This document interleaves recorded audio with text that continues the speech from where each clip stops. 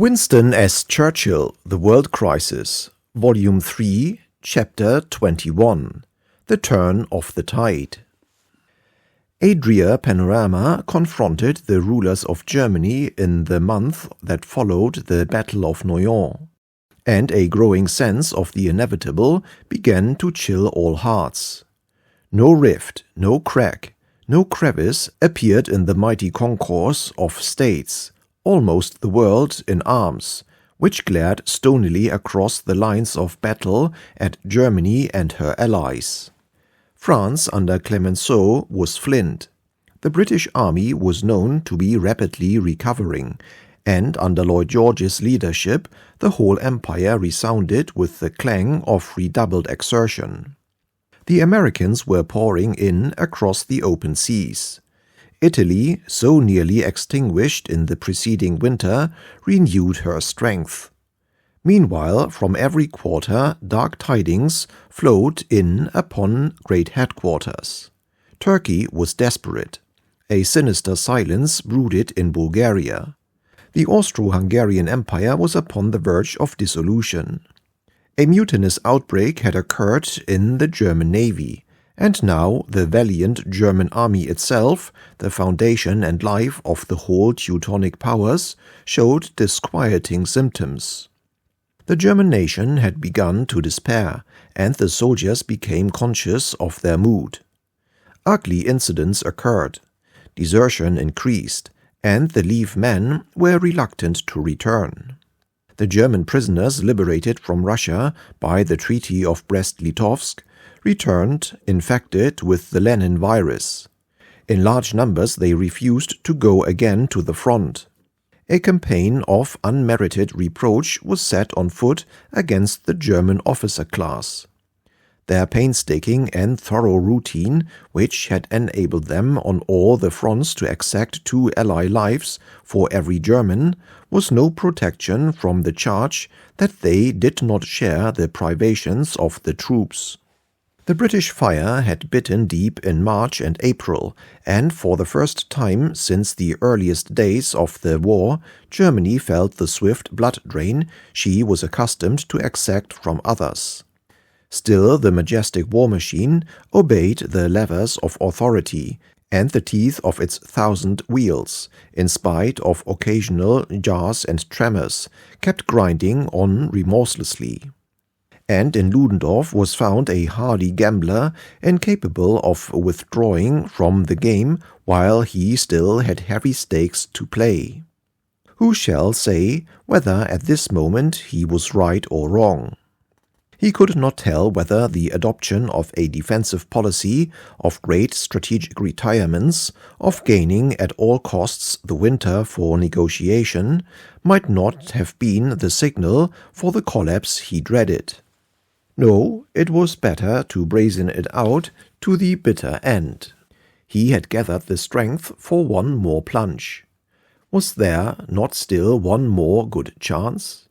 A crashing victory against the French, the advance to Paris, and then, when all Allied reserves had been interposed to shield the capital, a sudden right-handed drive against the British and the Channel ports, such at least was his resolve. The ordeal of the German Emperor during the Great Battle of Rheims has been the subject of an imaginative but profoundly instructive study by a German writer of distinction. Footnote: in Der König by Karl Rosner. End of footnote. The story is confined to the hour-to-hour doings and experiences of the emperor during the period of less than 10 days in which the battle was launched and decided, and with German thoroughness more than 500 closely printed pages are devoted to this theme. The arrival of the imperial train at a wayside station, the supreme warlord's meeting with his generals, Hindenburg solemn, differential, vague, Ludendorff preoccupied, terse, reserved, the man at the wheel. Such is the opening picture. The imperial trappings are become threadbare. These men are grappling with doom. They do not seek to add a third to their confidence. The emperor is ceremoniously relegated to a tall wooden tower specially constructed in a wood, from whose platform above the level of the tree-tops, the all-highest, would be in the most favorable position to witness what might happen. And here, with his immediate retinue, he must dwell perched for 6 whole days, eyes glued to telescopes that show nothing but distant fumes and blurs and smudges, while his throne totters and his people's fortune is decided, utterly helpless and useless, a prey to the worst anxieties, but at any rate out of the way. Ludendorff's plan for the Battle of Rheims followed the usual German pincer model, and was in itself almost on the scale of the 21st of March. 2 separate simultaneous attacks, with a silent gap of 20 kilometers between them, were launched on each side of Rheims with the object of biting off that city and the difficult hilly region around it. The 7th German Army attacked across the Marne, to the west of Rheims, and the 1st and 3rd German armies to the east. 15 divisions were assigned to the first wave of each attack. The total width of the offensive, including the gap, was nearly 70 kilometers. Its general convergence was upon Châlons. If this battle prospered, the growing threat to Paris would draw the Allied reserves southward to defend the capital. Whereupon, when the situation was ripe, the Crown Prince Ruprecht, with 31 divisions, would fall on the British in Flanders and resume the Battle of the Luce and the drive at the Channel ports. The conception was vast, and the forces employed in the whole combination the most widespread used since the original invasion. The secret of these designs was not hidden from the Allies. The concentrations of the enemy were correctly defined. Information from deserters and from prisoners taken in organized raids supplied the French and British headquarters with full confirmatory details, while time for the necessary preparations yet remained. Haig braced himself to meet Ruprecht, and Pétain organized the Rheims front with minute and studious care. The French line was held to the west of Rheims by the army of Berthelot, and to the east by that of Gouraud, both comprised in the army group of Maistre.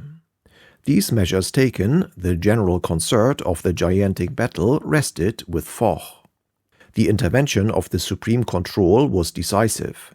Neither Haig nor Pétain, with their own intense preoccupations, could have achieved the general view. Nor is it likely that from a discussion between 2 equally threatened equals, each with vital objectives to guard, the right arrangements would have emerged. Between cooperation, however loyal, and united action, there is a gap wide enough to turn victory into defeat. Foch, trusting to the information to hand in spite of all its uncertainty, resolved to allow the Rheims battle to develop, and then, at its height, to strike at the right flank of the advancing Germans with a heavy counterstroke. For this purpose he massed with all possible secrecy in the forests around Villers-Cotterêts an army of more than 20 divisions and 350 small French tanks. He drew these forces from the reserves which Pétain wished to keep to guard Paris. He also on the left asked that 4 British divisions should be moved into the French zone, 2 south of the Somme and 2 astride of that river, to ensure the connection between the French and British armies about Amiens, and to enable him to move 4 French divisions farther to the east and nearer to the impending battle. This was agreed to by the British headquarters, and orders were given accordingly. On the 13th, Foch demanded that these 4 divisions should be immediately placed unreservedly at his disposal for the battle, and further that 4 more British divisions should be dispatched to take their places. These were serious requests. Opposite the Hazebrouck sector, perilously near the coast, Ruprecht was known to have 8 divisions in the line, and 23, of which 21 were fresh, divisions in reserve. Against this already mounted attack, the British could muster only 15 divisions, including reserves, and of these 2 were half-trained and 1 of second-line personnel. Sir Douglas Haig moved immediately the 2 additional divisions which were to replace those astride of the Somme, but he then dwelt upon the accumulating preparations of the Germans to attack the British front and the uncertainty as to where the next blow would fall, and declared himself against dispatching any troops to Champagne at the moment. He asked that at least decision should be deferred on this last point till he could meet Foch at Mouchy, as had been arranged for the 15th. Meanwhile, the British government were alarmed by the substantial weakening of the British reserves, when unquestionably a series of enormous attacks could be launched at any moment upon our much-tried troops. They were also deeply offended by the diversion from the British zone of almost all the American troops who had arrived. The Prime Minister called a meeting of the War Cabinet on the evening of the 13th at Hassocks, and as the result General Smuts was sent to Haig to say that if he considered it desirable to invoke the Beauvais Agreement, the government would support him. Matters were in this position when the battle began. As the curtain rises on the new scene, we may take a sweeping glance at the principal characters. The Emperor, before the dawn of July 15, is on his leafy perch among the treetops. Ludendorff is at Avesnes on tenterhooks. Petain's attention is riveted upon his front, and the capital city, which lies only 90 kilometers behind it, on which the storm is about to break. Haig and his chief of staff think, on the whole, that the second rather than the first blow is reserved for them, but that it will be terrible they have no doubt. The French line, they believe, will hold after bending, but the possibility of a French counterstroke is too good to be true. East of Rheims, behind a false front elaborately maintained, lies Gouron, a fiery spirit in a war-shattered frame, skillful, knightly, accurately informed. He knows even the German zero, and 3 hours before the German bombardment begins, all his artillery open counter-preparation fire on the crowded batteries and assembly trenches of the assault. In the forests of Villiers-Cotterets crouches the army of Foch's counterstroke, 2 strong American divisions, and 18 of bitter Frenchmen. At its head we see again the impetuous Mangin. Dark days have come to him since Douaumont was recaptured. The Nivelles disaster, of which he was the scapegoat, dismissal from his command, indeed from all commands, a ministerial order not to reside within 50 kilometers of Paris, afterwards petty employment while Armageddon rages, horrible to endure. Suddenly Clemenceau, above scapegoat-making, reaches down a strong hand. Foch, then only an adviser, proposes to Mangin a corps. Opposition and prejudice are swept aside. After 6 months' probation in command of the 9th Corps, Mangin the butcher is placed once again at the head of an army, and now, like a hungry leopard on a branch, sees incomparable opportunity approaching and about to pass below. And last of all, in the beautiful chateau of Bonbon, where the sunrise bathes the lawns and the ripple of waters joins the accompaniment of summer, sits Marshal Foch, with Weygand at his side and his military family around him. He has battles to fight behind the line as well as in front of it. Down from beyond the German parapets leaped the cataracts of fire and steel. Forward, the indomitable veterans of the fatherland. It is the Marne that must be crossed. Thousands of cannon and machine guns lash its waters into foam. But the shock troops go forward, war-worn, war-hardened, and once again, nach Paris is on their lips. Launching frail pontoons and rafts in a whistling, screaming, crashing hell, they cross the river, mount the further bank, grapple with the French, grapple also with the Americans, numerous, fresh, and coolly handled. After heavy losses they drive them back and make good their lodgements.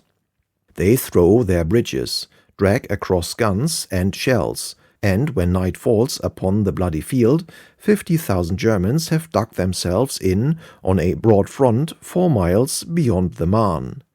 Here they stop to gather further strength after performing all that soldiers have ever done. But it was otherwise to the east of Rheims. Gouraud's counter-preparation smote the 1st and 3rd German armies even before the signal to advance was due. The general had unmasked all his batteries on the hazard of his information. Would he be justified by the event? His chief of staff entered his room at Châlons, watch in hand. "They have not begun. It is past 0. We have been betrayed by the prisoners." "There are still 2 minutes," answered Gouraud. Also watch in hand. And thus the 2 men stood waiting breathlessly for a new cannonade to supervene upon the muffled thunder of the French bombardment. Punctually as Gouraud's watch pointed to the hour, a roar like a railway train passed overhead, and with deafening detonation a gigantic German shell shattered the neighboring lighting plant and plunged the headquarters in total darkness. The 2 French officers received this unmistakable message with feelings of profound thankfulness and relief. Their batteries had not been exposed in vain. Very heavy losses were inflicted upon the assembled Germans by the forestalling fire. The advance began under heavy disadvantages. The false French front resisted ruggedly and must be laboriously exterminated.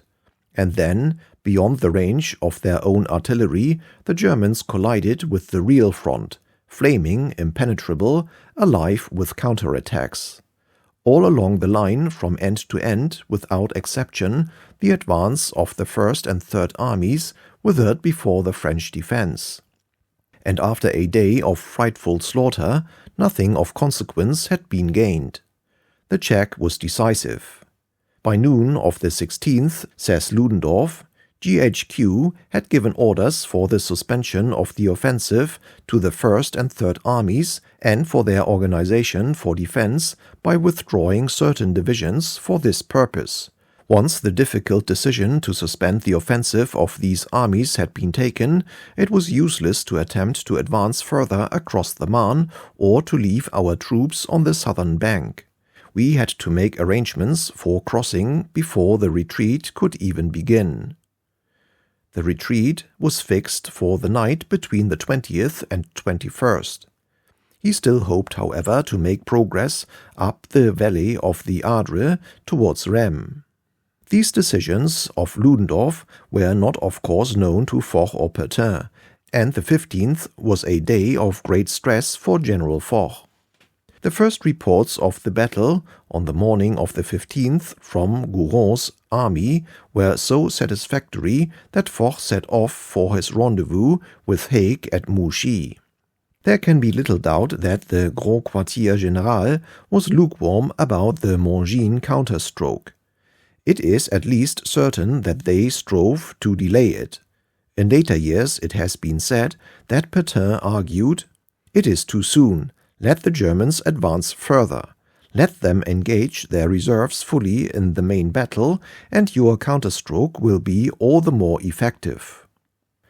Whether this was the real motive or an after-explanation to cover undue sensitiveness about Paris will long be disputed. But there can be no dispute about the action of General Foch. On his way to Mouchy he stopped at General Fayoll's headquarters at Noailles. There he heard that Grand Quartier Général had issued instructions for all available French reserves to be held in readiness to go to Rheims. he immediately cancelled these orders and said that the preparations for Montgin's attack should be pressed on with all speed and that the attack should take place as soon as possible. He wanted it to take place on the 17th, but acquiesced reluctantly in the date being finally fixed for the 18th. Further protests were raised by the French headquarters. Whether they emanated directly from Pétain is not certain, but at 12:25 Foch telephoned to Pétain from Mouchy. There can be no question of any slowing down, still less of stopping the Montgin preparations. In case of urgent extreme need, you may take troops absolutely indispensable, informing me at once. This done, he opened his discussion with Haig. The British headquarters believed that the defeat of the 27th of May had grievously affected the morale of the French army. They were extremely skeptical of the ability and resolve of the French to deliver a heavy offensive punch. They feared lest their own reserves should be reduced, not for the purpose of a decisive counterstroke at the proper moment, but merely to add to the mass of troops between Paris and the enemy.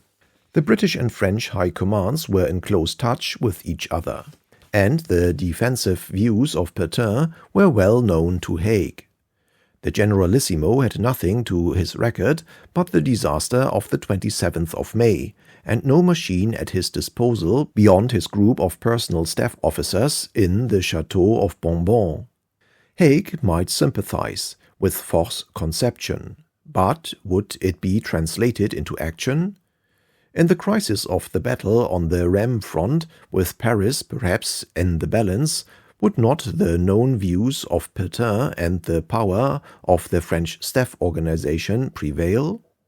Nevertheless, Haig agreed to move the whole of the second 4 British divisions to the aid of the French, and the first 2 of them were actually ordered to complete the 22nd Corps south of the Somme. Late that same night, General Smuts, member and envoy of the War Cabinet, arrived upon the scene. He explained his mission to the Commander-in-Chief and offered him the support of the British government, if he thought he was being unduly pressed. Haig replied that he would take the risk, that he accepted the responsibility, and that he had acted in the main interest of the Allied cause.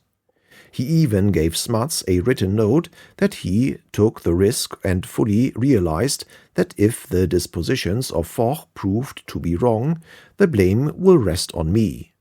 On the other hand, if they prove right, the credit will lie with Foch. With this, he added pointedly, the government should be well satisfied. Meanwhile, a tense discussion was in progress at Provins. After the dismissal of General Antoine, in the aftermath of the 27th of May, a new figure had appeared at the French headquarters. The young and audacious Buat, chosen by Foch and Clemenceau, had been appointed the Major General of the armies and, independently of Petain's wishes, had become his right-hand man. Buat, as he was no doubt expected to do by those who had selected him, hurled his weight upon the side of the immediate counterstroke, and in the end Pétain and the French staff consented to obey the orders of the Supreme Commander-in-Chief. The Battle of the Marne raged during the whole of the 16th with heavy French counterattacks. On the morning of the 17th, Foch sent General Ducan with a letter to Haig on the subject of the attack threatening on the British front, and the precautionary disposal of the British reserves to meet it. As Ducan was stepping into his car, Weygand, who had followed him through the doorway, said, "General Foch authorizes you to tell Sir Douglas Haig that Montgin's army will attack tomorrow morning at 8 a.m., with 20 divisions." The British headquarters staff were filled with the deepest misgiving upon the dispersal of their reserves. Fortified by the Smuts visit, they had made the strongest representation to the Commander-in-Chief during the 16th. General Ducan was confronted on arrival with the draft of a letter which awaited Haig's signature, demanding the immediate return to the north of the Somme of all the 4 divisions of the 22nd Corps. His personal interview with the commander-in-chief did not prevent the signing and sending of this letter. But Haig, convinced that the great counterattack was now certain, added a verbal message that, if the British troops were wanted to exploit a success, they should of course be used. This, in the event, was all that was needed. I have described these transactions in some detail, because they mark the crucial moment in Foch's career as Supreme Commander of the Allied armies, and show, as it is right to do, alike his difficulties and the dominating personal part he played in victories which all henceforward were to share. They show also the important aid which, in a crisis of terrible uncertainty, was given him by Sir Douglas Haig and the British Army. Let us now for a moment cross the lines. In the night of the 17th to the 18th, writes Ludendorff, footnote, in My War Memories, pages 667 and 668, end of footnote, I myself went to the headquarters of the army group of Crown Prince Ruprecht to review once more the state of their preparations. The attack was intended as a continuation of that which had been suspended at the end of April. It was to be made by the 4th and 6th Armies north of the Luce, its objectives being the possession of the commanding heights between Popperinge and Bayeux, as well as the high ground round Hazebrouck. During the discussion with the army group of Crown Prince Ruprecht on the morning of the 18th, I received the first news that, by means of an unexpected tank attack, the French had pierced the line southwest of Soissons. I concluded the conference at the army group of Crown Prince Ruprecht, naturally in a state of the greatest nervous tension, and then returned to Avesnes. At the appointed hour, Mongin's army had sprung. His battle followed the Cambrai model. There was no artillery preparation. 330 small Renault tanks came out of the woods and ground their way through the German line. Behind them, the French infantry rolled forward in immense superiority. Upon a wide front, the enemy were overwhelmed. Behind the front, the German troops were placidly harvesting the abundant crops. They cast down their sickles and fought where they stood. The high corn hampered their machine guns, except where occasionally provided with special tripods, and the small tanks continued murderously to break up the defense. By nightfall, Mongin's army had advanced an average of 5 kilometers on a front of 45. A decisive blow on the Western Front had not yet been struck, but from this moment onwards to the end of the war, without exception, the Allies continued to advance and the Germans to retreat. During these tremendous days, the British, French, American, and Italian munitions authorities had been in continuous conference in Paris. The distant rumble of the cannonade and the dull crash of the half-hourly Bertha shells reminded us that the campaign of 1918 was going on. But all our work was concerned with 1919. The provision and division of steel, of coal, of nitrate, the manufacture of artillery, shells, machine guns, tanks, aeroplanes, poison gas, upon the greatest possible scale and under the most harmonious arrangements kept us, and the enormous technical staffs we directed, at the conference table every day and all day. And of course, while the battle hung in the balance, I waited ready to set in motion, if it must be so, the far-reaching, elaborate scheme of evacuating and reconstituting the Paris munition factories in which we were concerned. In the last week of July, we were invited to take a day off and visit the scene of the victory. Passing through Château Thierry and along the pulverized front, we repaired to Mongin's headquarters at Versigny. We approached the general's house through a long avenue of captured German cannon and trench mortars. Mongin received us with cordiality. His modest bearing did not conceal his joy. After luncheon I found myself alone with him, and knowing the ups and downs which he had survived, I offered some few words of admiration upon his signal victory. I record his reply exactly as he gave it. Marshal Foch conceived it. General Gouraud made it possible. I made it happen.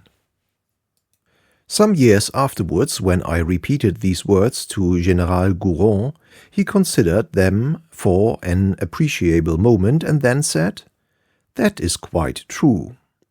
And indeed, I think they may well serve as an epitome of this memorable event. Unseen upon the surface, the turn of the tide had now begun. Nevertheless, Ludendorff persevered, and the Crown Prince and his staff were found capable of stemming the French inroad on their flank. The divisions which would have backed the drive on Paris rapidly formed a front to the French counterstroke, and after the first surprise, very few more kilometers were taken away from the stubborn enemy. In a fortnight of hard fighting, the Germans skillfully extricated their masses of men and material from the perilous Marne salient. But Ruprecht, whose hammer was actually uplifted in Flanders, was frozen where he stood. At first it was a mere postponement, a week or two while the German position in the Marne salient was reorganized. And then a few divisions were taken from his army to help in the reorganization, and then a few more, and then another week's delay. Thus Ruprecht remained for 20 days, waiting for the signal. But the signal never came. The scale in which the struggling armies and the nations behind them were weighed had tilted. The inclination was imperceptible to the public eye, but the controlling minds of the German headquarters registered a definite sensation. But now an event was to occur which would resolve all doubts. August 8, writes Ludendorff, was the black day of the German army in the history of this war. The 8th of August opened the eyes of the staff on both sides. Mine were certainly opened. The Emperor told me later on, after the failure of the July offensive and after August 8, he knew the war could be no longer won. On July 24, the only conference ever held between the Allied commanders took place at Bourbon. Foch presented to Haig, Pershing and Pétain a document setting forth in outline his policy for the rest of the year. His plans may be shortly described as follows. First, to reduce the three principal salients on the enemy's front, Amiens, Château-Thierry, and Saint-Mihiel, with a view to improving for the campaign of 1919 the lateral railway communications along the whole front from the Vosges Mountains to the sea, and by a subsidiary action to free the Bruay coalfield, and certain other minor enterprises. Secondly, if successful in these operations, to carry out a general offensive with all the troops available. It is said that he had among his intimates already begun to dwell on the hope of obtaining final victory in 1918. His favorite expression at this time was, "The building is starting to crumble. Everyone to the battle." On the other hand, his memorandum stated that it would depend on the measure of success gained in these various operations, whether that success could be more fully exploited before the winter sets in. All his plans aimed at the summer of 1919. In August, when asked when the war would end, his official answer was, "About next autumn, in 12 months." And as late as the middle of October, his staff made the answer, "In the spring." The British headquarters had been agreeably surprised by the success of Mongin's counterstroke. Their skepticism was however fortified by the failure of the French, in spite of the initial surprise of July 18, to make effective progress against the Germans in the Château-Thierry salient or to prevent the Crown Prince from extricating his troops from their dangerous position. Nevertheless, Haig was resolute for attack, and entirely agreed with the Generalissimo upon the immediate practical steps. He had as early as July 13 directed Rawlinson to prepare an offensive by the Fourth Army against the German salient before Amiens. Rawlinson's plans were in consequence well advanced. He had accepted with logic and conviction the whole model of a tank battle. There were available in all nearly 600 tanks, of which, apart from spare machines, 96 were supply tanks, 22 gun carriers, and 420 fighting tanks. Of the fighting tanks, 324 were of the new Mark V pattern of superior speed and maneuvering power, and weighed over 30 tons apiece. Everything was subordinated to the surprise of the tank attack. 120 brigades of British artillery of all natures were assembled, but all preliminary bombardment was prohibited. Not a shot was to be fired, even for registration. The tanks were to advance, unfettered and unprejudiced, simultaneously with the infantry and about 200 yards behind the creeping barrage. Their approach was assisted by special noise barrages, by the morning mist, and by artificial fog. The British heavy and medium artillery was mainly to be directed upon the enemy's similar guns. The infantry, closely accompanied by numerous field batteries and with large bodies of cavalry at hand, were to exploit the success of the tanks. The essence of the whole plan was surprise. Rawlinson's army had a restricted position of assembly, and German counter-preparations, if it caught our troops in the act of assembling, would have serious results.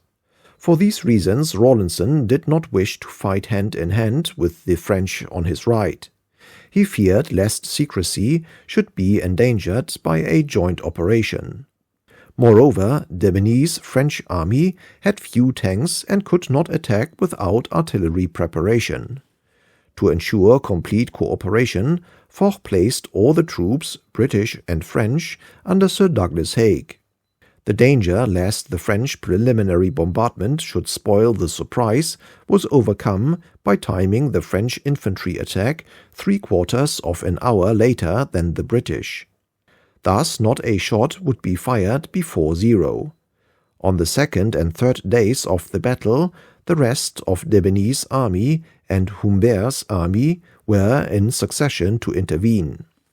At 4:20 a.m. on August 8, in the half-light of a misty dawn, the British tanks rolled forward into no man's land, and simultaneously the Allied artillery opened fire.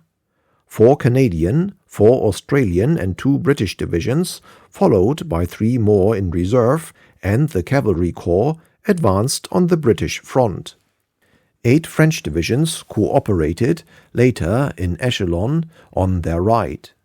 All along the line, but especially in the center, where the Canadians and Australians fought, victory declared itself forthwith. Ludendorff had taken special measures to strengthen the German line. In this storm center, he writes, the divisional fronts were narrow, artillery was plentiful, and the trench system was organized in depth. All experience gained on the 18th of July had been acted upon. It was of no avail. The Germans were unable to resist the tanks. 6 battle-worthy divisions, footnote, says Ludendorff, end of footnote, collapsed almost immediately before forces scarcely superior in numbers. In less than 2 hours, 16,000 prisoners and more than 200 guns were taken by the British, and by noon tanks and armored motor cars, followed by cavalry, were scoring the country 14 kilometers behind the German front. The French, who attacked without tanks, advanced about half as far. But the British advance enabled Chaulnes Junction to be brought under close fire and consequently destroyed the German communications on which their whole front from Montdidier to Lassigny depended. This was decisive. 2 days later, when Humbert's army joined the battle, the high ground near Lassigny was found abandoned, and the advance of the Allies was general along a front of 120 kilometers. I spent the 9th and 10th on this battlefield. I had been at the War Cabinet the day before when Sir Henry Wilson had announced the opening of the attack, and when in the afternoon the first reports of a great tank victory began to come through. I decided to get into my aeroplane and take a couple of days' holiday. Rawlinson's headquarters were at Flicourt, near Amiens. I was much delayed in reaching them by enormous columns of German prisoners which endlessly streamed along the dusty roads. No one who has been a prisoner of war himself can be indifferent to the lot of the soldier whom the fortunes of war condemn to this plight. The woe-begone expression of the officers contrasted sharply with the almost cheerful countenances of the rank and file. All had passed through a severe experience: the crashing bombardment, the irresistible onrush of the tanks, spurting machine-gun bullets from every unexpected quarter, the catastrophe of surrender, the long march from the battlefield with many claims to consideration in front of theirs. Night in the advanced cages, now another long march since dawn. Ah, à la guerre, comme à la guerre. The general received me with his customary good humor, and at luncheon, while the tramp of new columns of prisoners proclaimed his victory, explained how it had been achieved. It was truly his victory, and that of the Fourth Army, which he directed. He had put aside old-fashioned ideas. He had used new weapons as they should be used. He had reaped swift and rich reward. This is perhaps the place where I may give the reader some slight impression of Sir Henry Rawlinson. I had known him since Omdurman, where he was one of Kitchener's leading staff officers. In the Great War we had met in every variety of fortune. First on the Aisne in September 1914, before he had any command at all, when we lay on an unfinished haystack watching the shells play on the Soissons road. Next at Antwerp, where he arrived to take over the command at the moment when further defense had become extremely questionable. Next in my room at the Admiralty, after the 7th Division under his command had been virtually destroyed in the first battle of Ypres, and when many were ready to lay blame on his tactics. In April 1918 I had been with him at Dury in the last extremes of the 21st of March, when with a few cavalry and machine guns and details from the training establishments he was covering and enduring the dissolution of the Fifth Army. Now we met at the zenith of his career, when he had largely by his personal contribution gained a battle which we now know ranks among the decisive episodes of the war. During these vicissitudes he was always the same. In the best of fortunes or the worst, in the most dangerous and hopeless position or on the crest of the wave, he was always the same tough, cheery gentleman and sportsman. He had always the same welcome for a friend, be he highly or lowly placed, and the same keen, practical, resolute outlook on facts, however they might be marshalled. The readers of Rawlinson's History of Assyria and another Rawlinson's Herodotus will trace with confidence the hereditary source of his strongly marked capacity. The battle was still in full blast, and I asked how best to see it. There is a road well known to the Royal Air Force which runs straight as a die for 50 kilometers due east from Amiens to Vermont. It is being shelled, but there is no congestion. You can go ahead along it as far as you care." So off we went along this famous road, through deserted, battered, ghostly Amiens, through Villiers-Bretonneux, a heap of smouldering wreckage, threading our way through the intervals of an endless convoy which moved slowly forward from one shell-hammered point to another. The battlefield had all its tales to tell. The German dead lay everywhere, but scattered in twos and threes and half-dozens over a very wide area. Rigid in their machine-gun nests, while flaccid corpses, lay those faithful legionnaires of the Kaiser who had tried to stem the rout of 6 battle-worthy German divisions. A British war balloon overhead burst into a sheet of fire, from which tiny black figures fell in parachutes. Cavalry cantered as gaily over the reconquered territory as if they were themselves the cause of victory. By a small wood, 7 or 8 tanks with scattered German dead around them lay where a concealed battery had pierced them, twisted and scorched by the fierce petrol fires in which they had perished. "Crews nearly all burned to death," said the officer of the burying party. "Those still alive are the worst off." Finally, where bullets began to cut the leafage and freshly wounded men streamed back from an advancing fighting line, an Australian soldier said, "It's the best we've ever had. We went hard all day yesterday, but this morning we have been relieved, and an Imperial brigade," note the phrasing, "is now attacking."